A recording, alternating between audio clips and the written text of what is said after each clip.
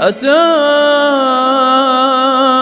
أمر الله فلا تستعجلوه سبحانه وتعالى عما يشركون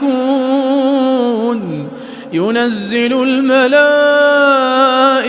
بالروح من أمره على من يشاء من عباده أن أنذروا أنه لا إله إلا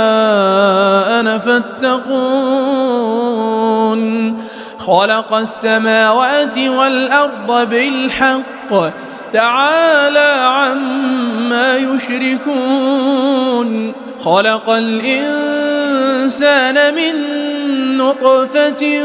فإذا هو خصيم مبين